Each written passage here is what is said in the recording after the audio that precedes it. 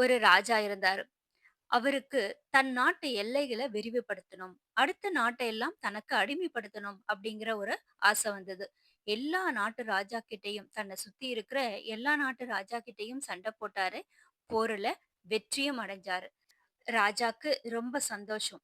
நம்மளோட நாட்டு எல்லைகள் ரொம்ப விரிவுபடுத்தி இருக்கோம் அப்படிங்கிற சந்தோஷம்.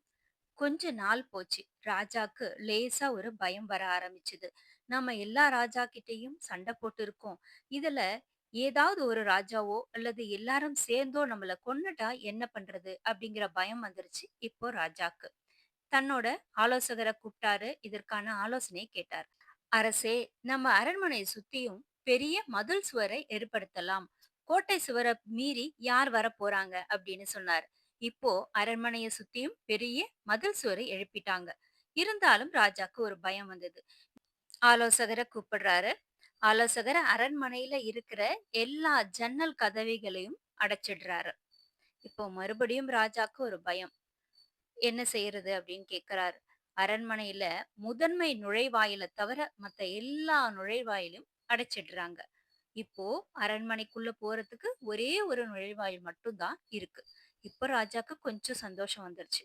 இனிமே யாரும் நம்மள அழிக்க முடியாது, நம்மள கொல்ல முடியாது அப்படிங்கிற ஒரு சந்தோஷம். இப்ப வெளியில வந்து நிக்கிறாரு.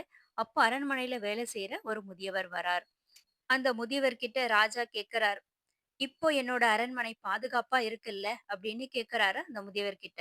அவர் சொல்றார், இந்த நுழைவாயில மட்டும் ஏன் வச்சிருக்கீங்க? இதையும் சேர்த்து அடைச்சிருங்க அப்படின்னு சொல்றார்.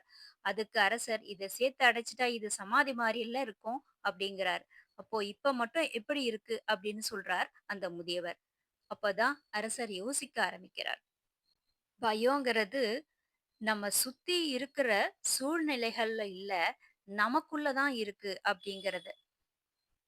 வீரம்ன்ற உணர்வும் அவருக்குள்ள தான் இருந்தது. பயம்ங்கிற உணர்வும் அவர்கிட்ட தான் இருந்தது.